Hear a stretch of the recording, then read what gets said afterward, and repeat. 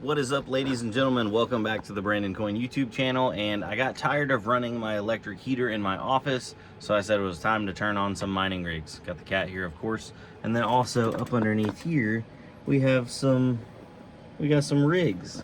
So I figured I would go through and show you guys what I got going on, what it's mining, what it's making, all that kind of stuff, and then I can elaborate more here in a minute. Let me flip it around and show you. All right, so starting from the top, you've probably seen these PCs in some of my other videos. I tried doing other things with them, but we ended up landing on Warthog. We're mining Warthog with everything I'm going to show you here today.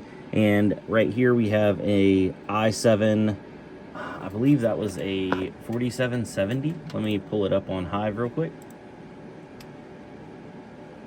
Yes, so this one is a 4770 and it has a Radeon Pro WX 4100, which is like a small workstation card with 4 gigabytes of a video RAM.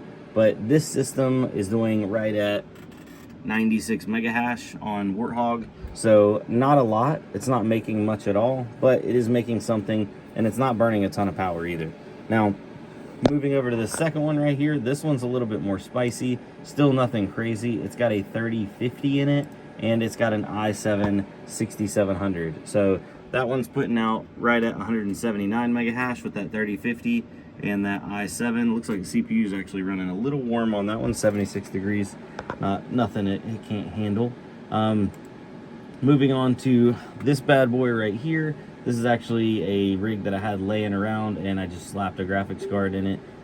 It is a Xeon 2650 V2, so that's an 8-core 16 thread, and it has a Radeon RX 5700. That's not a XT model, just a regular one, and that bad boy is doing 234 megahash. Moving on down the list, and by the way, guys, you can go to the Warthog Mining profitability mining calculator, and you can type these megahashes in, so you can see what these combinations are earning at your particular time, because that kind of value always changes, whereas the mega hash speed does not. So I figured I'd give you a static variable instead of a dynamic one. Now this HP right here is actually this one's got a little bit of horsepower in it. It has a Ryzen 5 5600G, and I put a 3060 12 gigabyte in it. This bad boy with that 3060 in there, and then that Ryzen 5 is pulling 349 mega hash. So definitely putting some more hash power down. And same with this HP Victus beside it.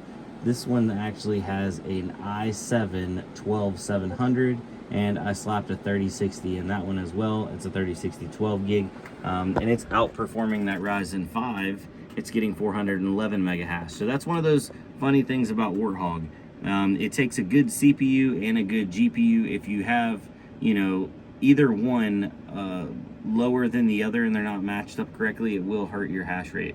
So this i7 12700 is letting that 3060 stretch its legs and do a little bit better compared to that Ryzen 5 5600G.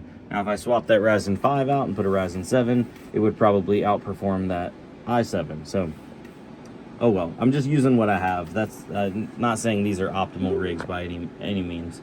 Now moving up here, this one is actually a Xeon 2650 V4, so that's a 12-core, 24-thread, and it's got a 2070 mobile in it. So this 2070 mobile is a laptop chip that somebody had put onto a desktop card and had been reselling. I do not like these cards, but it's doing 343 megahash, so actually not bad, especially when it's power limited and this thing runs super low wattage because it is a mobile chip.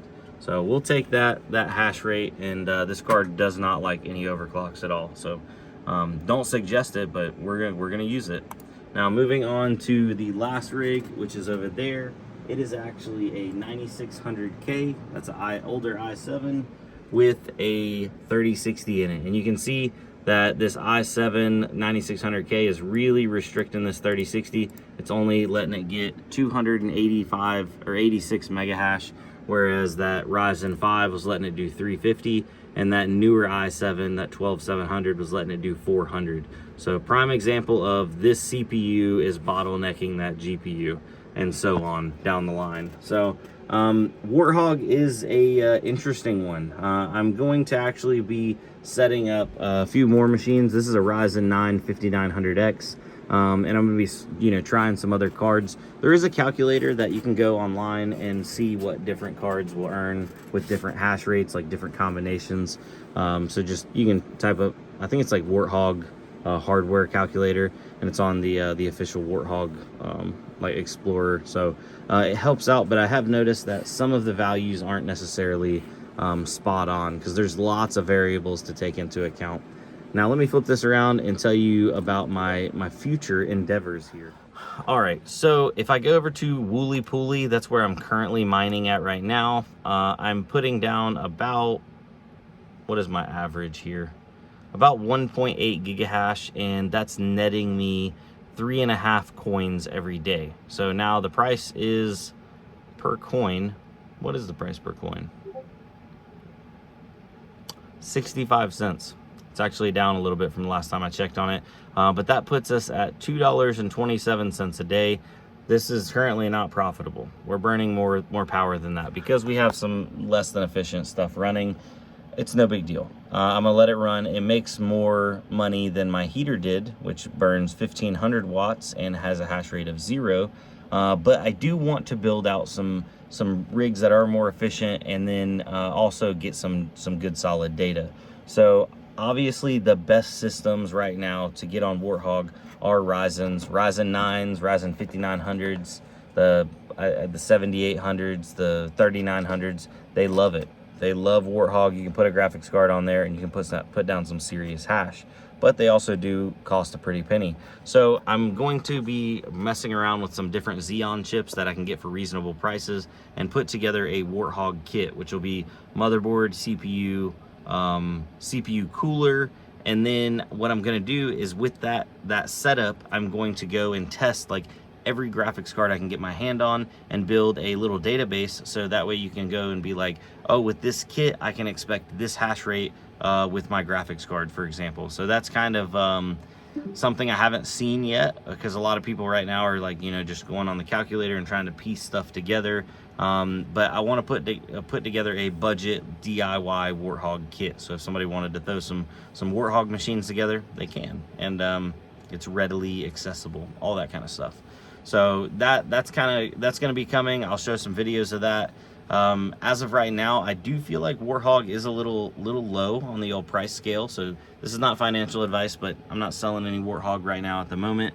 I'm hoping it'll get back up over like 70-75 cents, but truth be told, I say that and it's going to go down, because that's just how it always goes for me. But yeah, pretty much how the cookie crumbles, ladies and gentlemen. My cat just absolutely tearing it up back there. Don't do that. We're on camera right now. But anyway, I wanted to thank y'all for coming out. I really do appreciate it. I keep wanting to tell you guys about something, but you know what? I don't need to. I need to keep it under wraps. It is a secret. It'll be fun. It'll be exciting, interesting, all that kind of stuff. Anyway, stay tuned. I'd love for you guys to comment down below if you'd be interested in some budget Xeon Warthog setups. So I have two different motherboards we're going to be trying. One is a single CPU setup, and the other one's a dual CPU setup. So on the dual CPU setup, you would run 2 graphics cards in it. I'm really hoping that'll do good, but I'm going to test out the 12 core, the 14 core, 16, and the 18 core. And see where, price to performance, and then also with wattage, what makes the most sense. Anyway, I'm gonna jump off here. Y'all have a good one. I'll see you on the flip side. Adios.